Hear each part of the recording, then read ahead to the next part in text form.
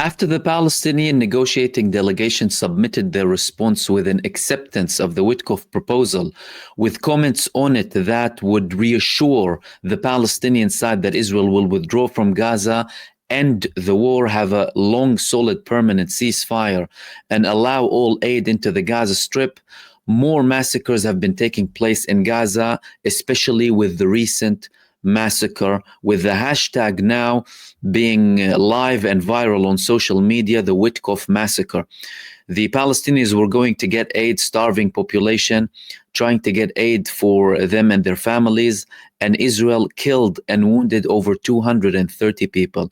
32 were killed, 200 were injured, including those who were critically injured too, and Israel prevented ambulances from reaching to evacuate and deal with the wounded. So we'll begin with this report here.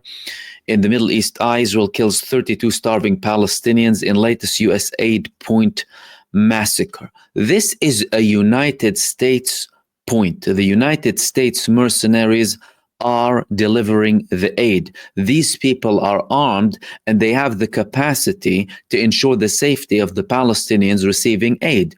Yet, despite that, they allowed the Israeli terror forces to massacre the people, literally shoot left, right, and center, and kill over 32 people, and 200 people were wounded, then banning the ambulances from reaching. And the scenes that were coming from Gaza are, again, dystopian scenes, similar to the ones that we saw in recent weeks about people trying to get aid. Here's one of those videos about the people fleeing the massacre.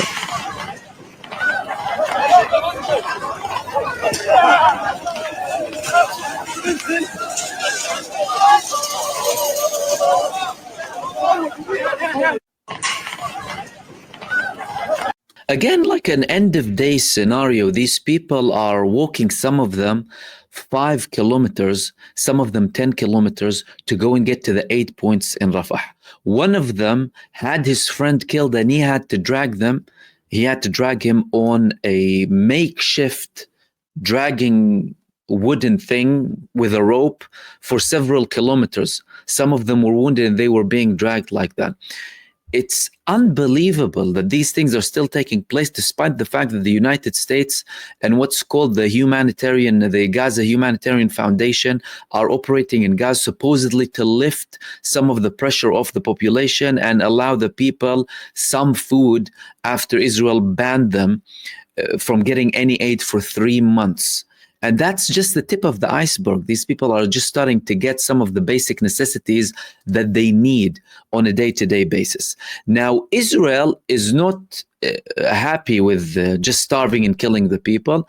They're saying that they want to expand the operation now, and the Israeli IDF Chief of Staff declared that they are now expanding the operation. So multiple reports came in the Israeli media today saying that the IDF Chief of Staff ordered the Israeli army to expand the maneuver. In this report here, they're saying that Zamir asked the Israeli army to go into certain areas inside of the Gaza Strip and continue with their designated operations. He's not giving clear messages, clear aims to his troops what they will be doing inside of the Gaza Strip. And it has been very clear in the past several weeks that the IDF on a military level, they haven't been accomplishing anything in Gaza. The Palestinian resistance has been increasing its attacks against them, recording everything in the north, central, and southern parts of the Gaza Strip. But there are very interesting points that this report added.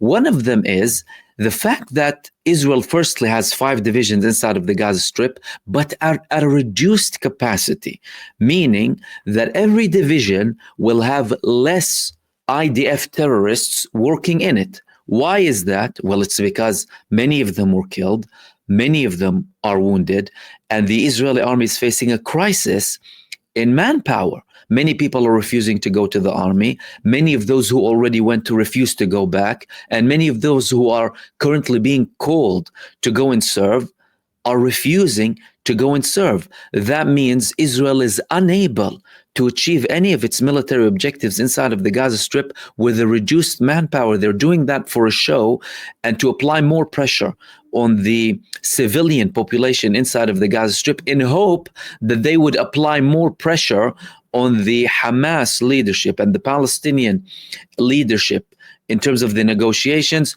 to extract more positions from them. This is, again, another indication that Israel isn't reaching anywhere inside of the Gaza Strip with the Palestinian resistance.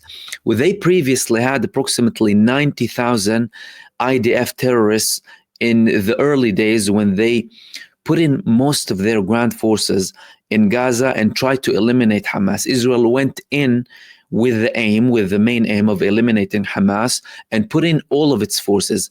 You're talking about over 1.5 years later. The Israeli army is exhausted, humiliated, defeated, less manpower, less capabilities. They have certain shortages too, and they're pretending like they want to eliminate the Hamas. It's becoming a joke, even internally in Israel, from the population. You're telling us that we're going to get to a ceasefire, and then because the Palestinian delegation has certain comments, they say, oh no, okay, we're going to go and expand the operation now in Gaza to reach the aims. Of course, Netanyahu has been all along saying that we want to dismantle Hamas, destroy Hamas, and get the prisoners of war back and make sure Gaza doesn't pose a threat again. But clearly, all of these are political maneuvers coming from Israel, and the Israeli population is starting to see all of what's happening alongside, of course, anyone who has been monitoring. But now, it's not just the political updates in Israel and the military updates about expanding this maneuver inside of the Gaza Strip. They're also threatening to kill the remaining negotiators from Hamas. So we had this report in the Israeli Ma'arif saying that Israel is telling the Hamas leadership, start packing. These are the senior Hamas figures on the IDF sites. One of them, number one on this list, is a man leading the military wing called Izz al-Din al-Haddad. Izz al-Din al-Haddad is the leader of the Gaza brigade, and Izz al-Din al-Qassam brigade is the armed wing of Hamas. So they're targeting certain people, saying they want to target after they claim that they killed Muhammad Sinwar. Now they're saying that they want to target Izz al-Din al-Haddad, a leader in the Gaza brigade. So they have targets who are in the armed wing. However, these are not the people who they're killing the most or targeting the most. The main campaign is against the population. But now they're outright also saying that they want to kill the negotiators. For example, if you go down to this report here, same report, the second target at the top of Israel's assassination list is Osama Hamdan, the man who is leading the negotiations with Israel. They're outright admitting that they're trying to kill a political figure who is negotiating with them.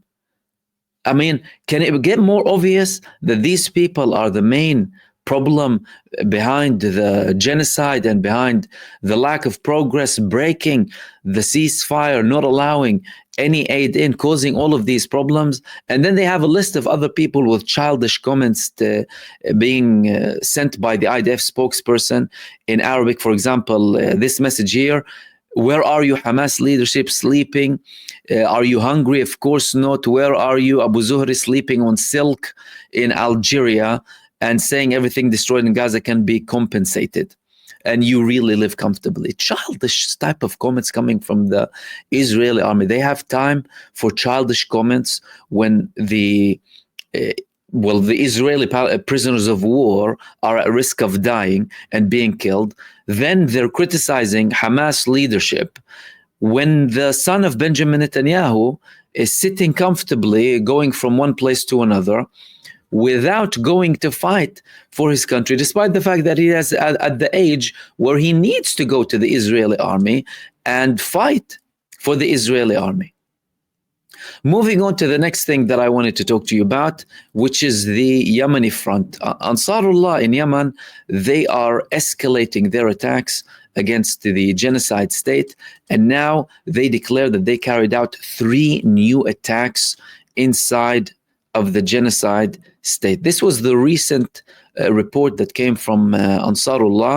The Yemeni armed forces announced the implementation of 4 qualitative military operations targeting Lod airport and vital targets belonging to the Zionist enemy in the areas of Yafa, Ashdod, and Rashrash in occupied Palestine, so the central parts and the southern parts of the occupied territory. So 4 in total rather than 3. And in their statement today, they said that the targeting of the Lod airport in occupied Yafa, it was with hypersonic missiles, saying that they successfully achieved their goals.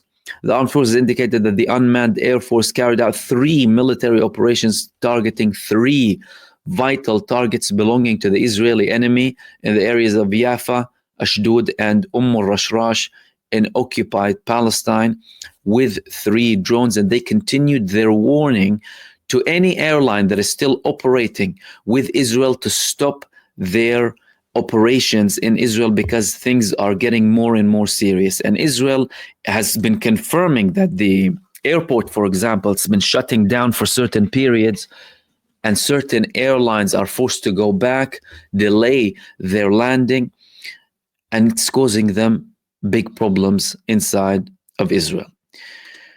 Moving on to the next point that I wanted to talk to you about.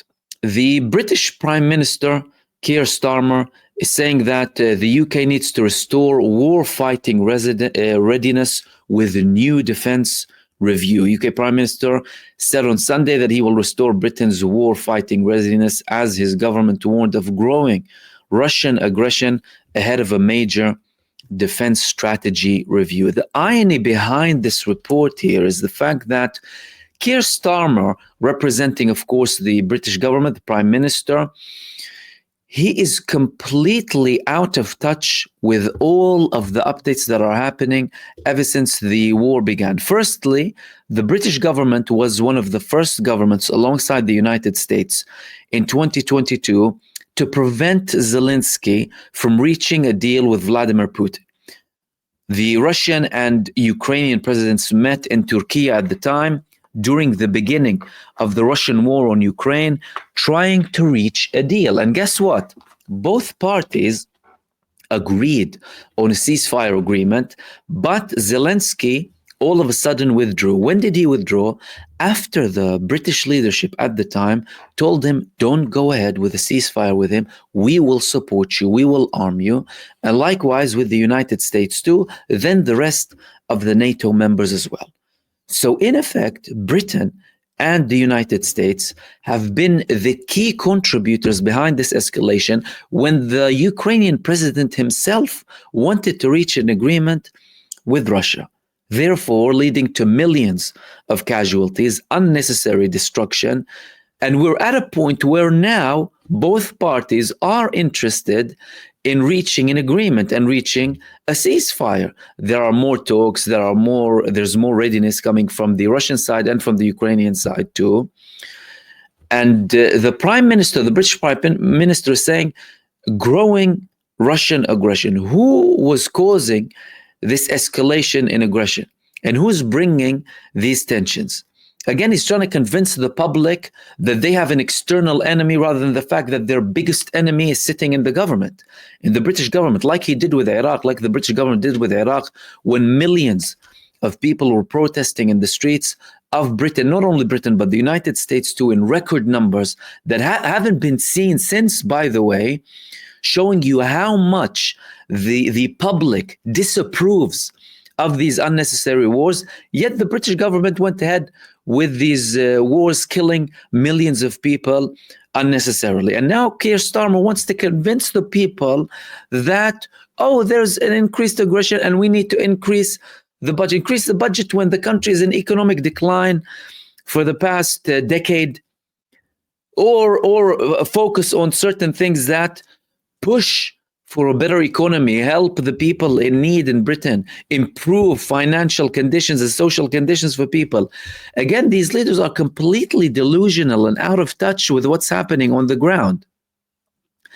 Moving on to the next thing that I wanted to talk to you about.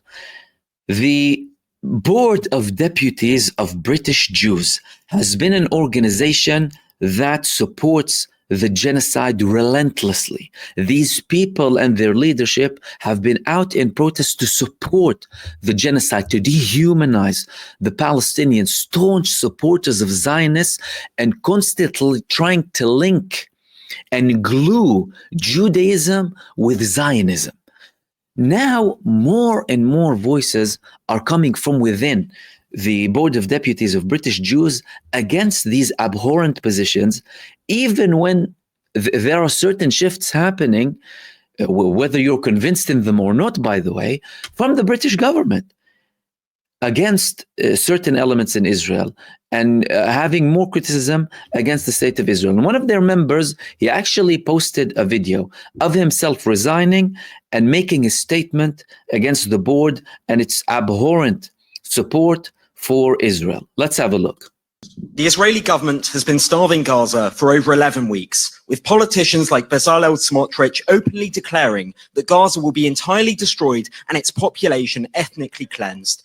Figures in our community are speaking out. The British government is finally taking action, and even Yair Golan and Ehud Olmert are publicly recognizing the atrocities being committed. The board, however, continues to meet with figures overseeing these crimes, like Gideon Saar. This is both untenable and morally bankrupt. I have no confidence in the leadership of the board.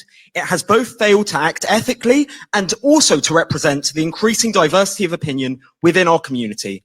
While I hope it can become a moral and representative body again, I will be resigning following this meeting in protest and will not seek re-election at my shul as originally planned.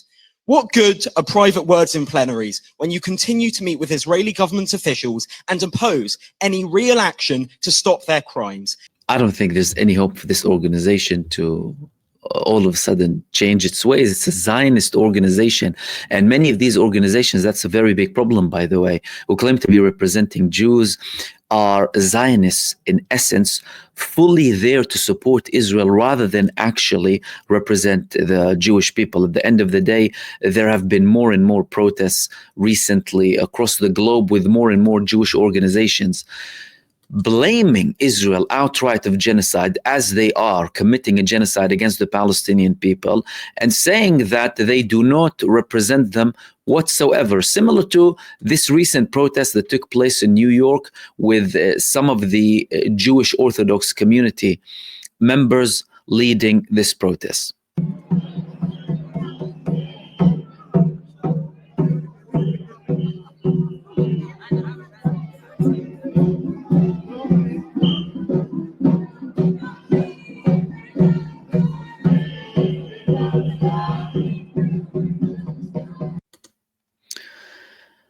Now, the final thing that I wanted to talk to you about is an IDF terrorist. The man is called Shuki Faraj. Shuki Faraj actually participated in the genocide in Gaza. And the man was posting images of him on social media, boasting about killing children and being proud of what he does inside of the Gaza Strip. But there's one interesting thing about Shuki Faraj too. The man is, guess what? He's also an MMA fighter. But he wanted to fight, and guess who he landed with? He landed with a man called Paddy McCrory. Paddy McCrory, an Irish MMA fighter. And both of them had a fight, and it didn't really end well for the Israeli IDF terrorist. What happened exactly? Let's have a look at that fight and what exactly happened and what the Irish MMA fighter did eventually. Let's have a look.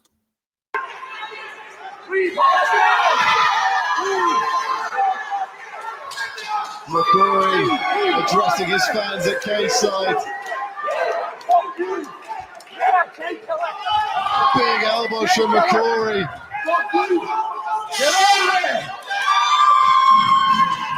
And it's over.